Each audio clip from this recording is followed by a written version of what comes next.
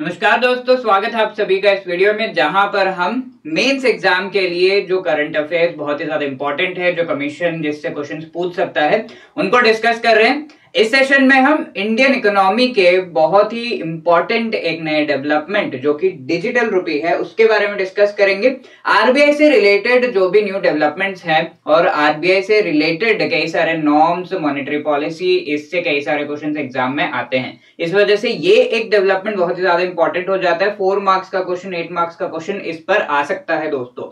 तो यहाँ पर देख लेते हैं कि प्रीवियसली आरबीआई से रिलेटेड क्वेश्चंस पूछे गए हैं या नहीं। तो ये चीज हमारे जो एग्जाम का सिलेबस है एचएस और साथ में एचपीएनटी और अलाइड के जो मेंस एग्जाम है उनके सिलेबस का बहुत ही इंपॉर्टेंट पार्ट है।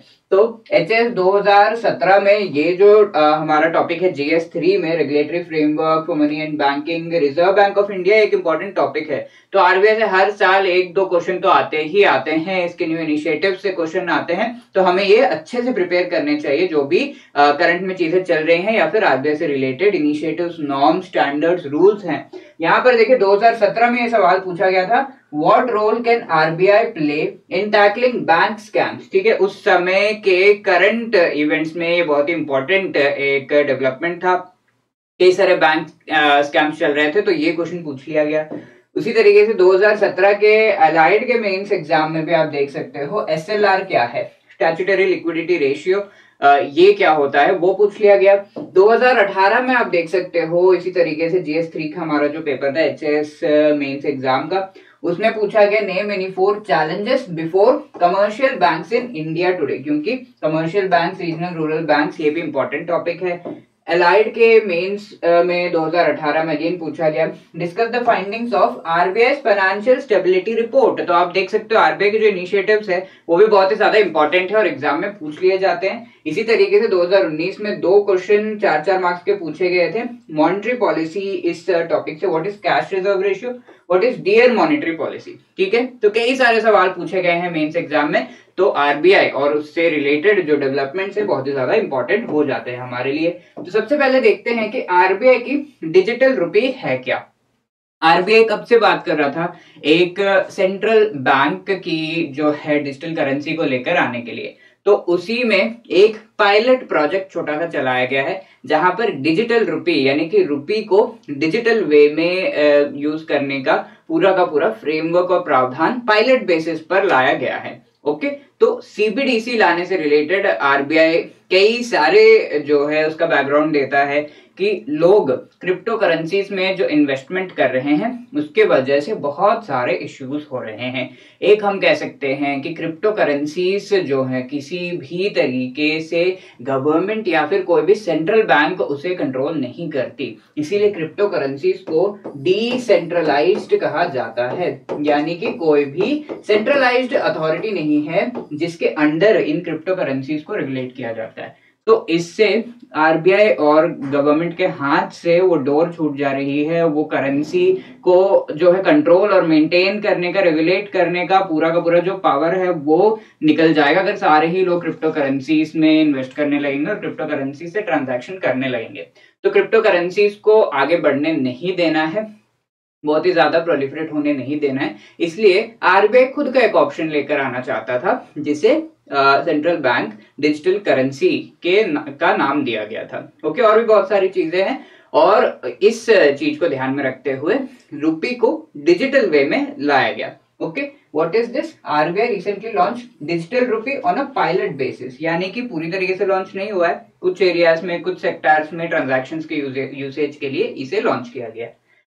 Digital currency will be offered by a select group of public and private banks. कुछ ही group of public and private banks ये डिजिटल रुपी को ऑफर करेंगे और उसके ट्रांजैक्शंस को जो है पायलट बेसिस पर चलाएंगे और देखेंगे कि कोई इश्यू तो नहीं हो रहा, right, in a few major cities. ठीक है, इस वजह से इसे पायलट कहा गया, यानी कि कुछ ही बैंक्स इसका ट्रांजैक्शन करा सकते हैं और कुछ ही मेजर सिटीज में ये ट्रांजैक्शंस होंगे, इस वजह से पायलट है। पूरे इंडिया में, पैन इंडिया इसे रिलीज नहीं किया गया है, सारे बैंक्स के द्वारा इसे यूज किया नहीं जा सकता अभी के लिए। Which can be used for both person to person, person to merchant transactions, दोनों ही तरीके से। मैं आपको अगर पैसे भेजना चाहता हूं तो डिजिटल रुपी में मैं भेज सकता हूं। इसी तरीके से मैं अगर किसी चीज का पेमेंट करना चाहता हूं, शॉपकीपर को, तो पर्सन टू मर्चेंट ट्रांजैक्शन भी हो सकते हैं। तो ये हम कह सकते हैं एक तरीके से ब्रीफ इंट्रोडक्शन है कि ये डिजिटल रुपी एक्चुअली है क्या। It is just a kind of digital currency. Digitally आप जो है रुपी, जो नोट आप देते थे उसके बदले आप अपने वॉलेट में से दूसरे के वॉलेट में आप पैसे ट्रांसफर कर दोगे। सिंपल सी बात है, राइट। तो इसके लिए क्या होगा, फीचर्स हम देखते हैं, इससे हमें और भी फर्दर समझ में आएगा इस डिजिटल रुपी के बारे में। तो एग्जाम में ऐसा पूछा जा सकता है कि what is RBI digital rupee, या फिर what are the features of RBI digital rupee. ठीक है, तो ऐसे क्वेश्चन पूछे जा सकते हैं, एनटी के मेंस में पूछे जा सकते हैं, एचएस में भी, जीएस 3 पेपर में पूछा जा सकता है। तो ये रहे फीचर्स, 4 पॉइंट्स आप आराम से लिख सकते हो, जहां पर आप बताओगे it is issued by RBI. Yes, RBI के द्वारा ये डिजिटल रुपी जो है इश्यू की जाती है, just like RBI prints other note.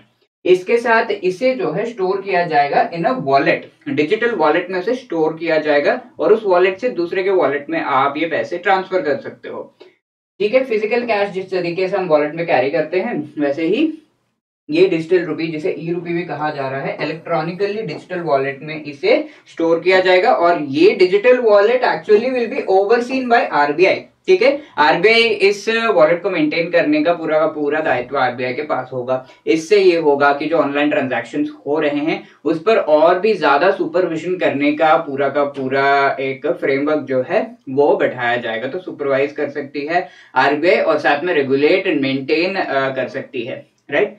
यहाँ पर ये जो डिजिटल रुपी है, जैसे रुपी एक लीगल टेंडर है, यानी कि आप रुपीस जो कॉइन्स है या नोट है उसको लेकर जाते हो किसी के पास कुछ खरीदने के लिए, तो सामने वाले को वो पैसे एक्सेप्ट करने ही होंगे, because it is a legal tender. Legal यानी कि इसके पीछे हमारा गवर्नमेंट जो है एक लॉ लेकर आ चुका है कि हाँ, अगर ये पैसे इस तरीके से प्रिंटेड होंगे और इस तरीके से गवर्नमेंट के द्वारा दिए गए जो मापदंड है उस तरीके का ये अगर नोट लेकर आता है, तो by law you have to accept it.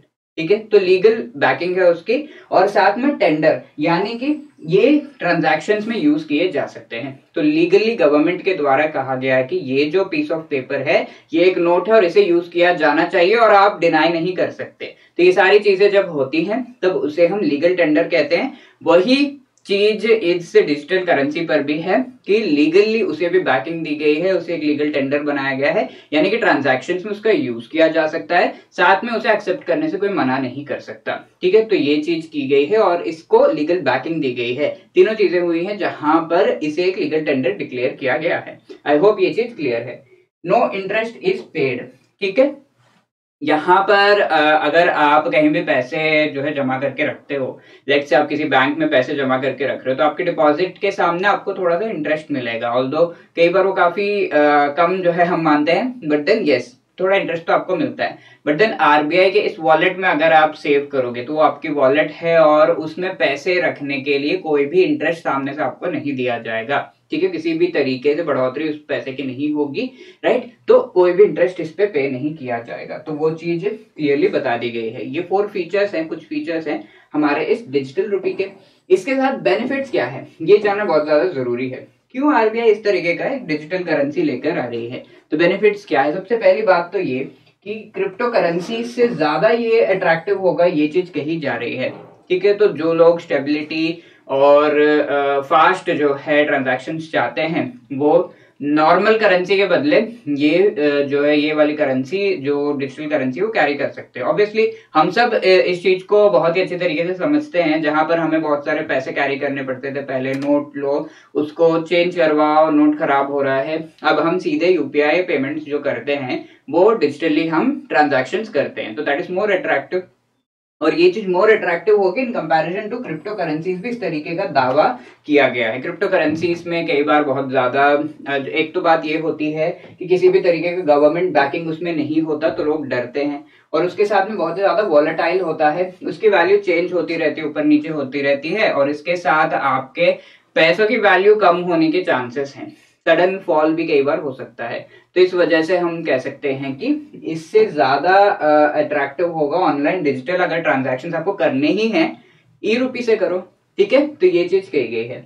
और साथ में मोर इकोनॉमिकल टू प्रोड्यूस, यानी कि आपको नोट प्रिंट करने नहीं पड़ेंगे, आरबीआई को, गवर्नमेंट को वो वाला सदद नहीं लेना पड़ेगा। और इसको हम एक टर्म देते हैं जिसे सेग्नियोरेज कहा जाता है, ठीक है, जिसे नोट प्रिंट करने का, उसे सर्कुलेट करने का, उसे मेंटेन करने का पूरा जो कॉस्ट गवर्नमेंट के लिए जाता है, गवर्नमेंट पर होता है, उस कॉस्ट को हम सेग्नियोरेज कहते हैं। और वो कॉस्ट नहीं लगेगा क्योंकि डिजिटल है, राइट, वो नोट और पेपर का यूसेज नहीं किया जा रहा है। साथ में मोर ट्रेसेबल है, यानी कि ट्रांजैक्शन किस तरीके से हो रहे हैं डिजिटली आप ज्यादा ट्रैक कर सकते हो। पैसे जो हैं आप तकिए के नीचे दबा दोगे वो कर सकते हो, डिजिटल कैश से वो नहीं हो पाएगा, राइट। तो ट्रांजैक्शंस बहुत ही अच्छे तरीके से ट्रेस किए जा सकते हैं। और इसकी जब हम बात कर रहे हैं तो आपके दिमाग में एक और इश्यू जो है वो आपको लगा होगा कि जब ट्रेस कर सकते हैं तो गवर्नमेंट सर्वेलेंस भी कर सकती है, राइट। तो वो ही एक कंसर्न है जो कि हम चैलेंजेस में डिस्कस करेंगे। Free banks from need to maintain reserves, तो बैंक के पास रिजर्व मेंटेन करने की जरूरत नहीं है क्योंकि उन्हें नोट देने की जरूरत नहीं है। अब डिजिटली जो मनी है उस मनी को दिया जा सकता है, डिपॉजिटर्स जो है अपने आप ही इस मनी को जो है एक्सट्रैक्ट कर सकते हैं और सीधा आरबीआई के वॉलेट के थ्रू ये ट्रांजैक्शंस होंगे। तो क्योंकि फिजिकल कैश मेंटेन बहुत ज्यादा नहीं करने की जरूरत है तो बैंक्स को ये रिजर्व्स भी मेंटेन करने की जरूरत नहीं पड़ेगी। तो इस तरीके से हम कह सकते हैं कुछ बेनिफिट्स प्रोवाइड करता है ये जो हमारा डिजिटल करेंसी है। अब ये हो सकता है कि there can be risk of bank runs, यानी कि the introduction of central bank digital currencies internationally has worried, कई लोगों को इसने बहुत ही ज्यादा वरी कर दिया है क्योंकि बैंक रन्स हो सकते हैं। क्यों हो सकते हैं? When interest rates offered by banks are low, people may be more prone to converting their bank deposits into digital currency। अब हम ये हमेशा कहते हैं कि बैंक में हम जो पैसे रख रहे हैं डिपॉजिट, उसके ऊपर कितना बहुत ही कम पैसा हमें एज इंटरेस्ट मिलता है। तो बैंक में पैसे रखने का कोई फायदा ही नहीं हुआ। मैं सीधा आरबीआई के वॉलेट में डालूंगा और डिजिटल रुपीस वहां पर रखूंगा और वहां से ही ट्रांजैक्शंस करूंगा, क्योंकि वैसे भी मुझे इंटरेस्ट नहीं मिल रहा, यहाँ पर भी इंटरेस्ट नहीं मिल रहा, ये ज्यादा सेफ है और इजीली ट्रांजैक्शंस किए जा सकते हैं। तो बैंक्स में कोई पैसे जमा करेगा ही नहीं। तो बैंक के पास जब पैसे होंगे ही नहीं तो उनका जो बिजनेस है, ट्रांजैक्शंस है, वो सब नहीं हो पाएंगे, राइट। तो ये चीज कही गई है जिसको बैंक रन्स, यानी कि बैंक से पैसे निकालकर सीधा आरबीआई के वॉलेट में लोग डालना शुरू कर देंगे और ये चीज बैंक्स के लिए बहुत ही बड़ा इश्यू हो सकता है, ठीक है। तो ये कहा गया और इससे बैंक रन्स हो सकते हैं। स्कोप फॉर एक्सेसिव सुपरविजन, यानी कि ये ज्यादा ट्रेस किया जा सकता है ऑनलाइन, आराम से गवर्नमेंट एंड आरबीआई से ट्रेस कर सकते हैं। इसका मतलब है कि गवर्नमेंट आप पर सुपरवाइज भी कर सकती है, आपके ट्रांजैक्शंस पर नजर भी रख सकती है। और ये कई बार पॉलिटिकली अगर हम देखें तो प्राइवेसी इश्यूज भी यहाँ पर आने लगते हैं, ट्रांजैक्शन से रिलेटेड इंफॉर्मेशन लोगों तक जाती है, कहाँ जा रहा है, और ये एडवर्टाइजमेंट्स भी अट्रैक्ट कर सकती है एक तरीके से अगर ये डेटा लीक हो रहा है अलग अलग कंपनीज के पास में। तो सुपरविजन का डर है यहाँ पर, ठीक है, एक्सेसिव सुपरविजन का। Not an alternative to crypto currencies, ये चीज तो हमें बहुत ही क्लियरली समझ में आ रही है कि अगर हम चाह रहे हैं कि क्रिप्टो करेंसीज के बदले मुझे ये यूज करना है, क्रिप्टो करेंसीज के बदले मुझे अगर डिजिटल रुपी यूज करना है, तो हमें पता है कि क्रिप्टो करेंसीज पर हमें कितना ज्यादा प्रॉफिट कई बार मिलता है। ऑल्दो रिस्क है बट देन प्रॉफिट कई बार मिलता है, बट देन यहाँ पर बिल्कुल भी कोई भी इंटरेस्ट नहीं मिल रहा है, किसी भी तरह के इंसेंटिव नहीं है कि हम डिजिटल रुपी को जो है डिजिटली कन्वर्ट करें, राइट। तो क्रिप्टो करेंसी से ज्यादा अट्रैक्टिव वाला जो पॉइंट है वो बहुत ही ज्यादा स्टेबल और सही लगता नहीं है, क्योंकि क्रिप्टो करेंसीज ऑब्वियसली बहुत ज्यादा प्रॉफिट देते हैं in the long run and even in the short run, but yes risk है but you get profits many times. इस वजह से कहा जा रहा है कि जो अल्टरनेटिव के नाम पर लाने की बात की जा रही है वो एक्चुअली अल्टरनेटिव नहीं है, ओके। तो इन सारे चीजों को ध्यान में रखते हुए बहुत ही ज्यादा और भी इसमें ध्यान से जो है इन चीजों को आरबीआई एंड गवर्नमेंट को डिस्कस करना होगा, और इस चीज को फुल फ्लेज अगर लाना चाहती है तो इन चैलेंजेस को ध्यान में रखकर आगे बढ़ना होगा, राइट। तो ये आप कंक्लूजन में लिख सकते हो। तो इस तरीके से हमने देखा इस डिजिटल रुपी के बारे में। आपके लिए एक होमवर्क क्वेश्चन है, व्हाट इज आरबीआई डिजिटल रुपी, ये क्वेश्चन अगर 4 मार्क्स के लिए आता है तो आप किस तरीके से इसको आंसर करोगे, 4 पॉइंट्स आप लिख सकते हो इन द कमेंट सेक्शन। साथ में इन सेशन से रिलेटेड जो भी आपका फीडबैक है जरूर दीजिएगा in the comment section. I hope आपके लिए ये वीडियोस बहुत ही अच्छे से काम आ रही होंगी। डेफिनेटली इनमें जो पढ़ाया जा रहा है इसी तरह के क्वेश्चंस आपको कमीशन के पेपर में भी देखने को मिलेंगे। राइट दोस्तों, इसके साथ allow me to end this session. Thank you, जय हिंद।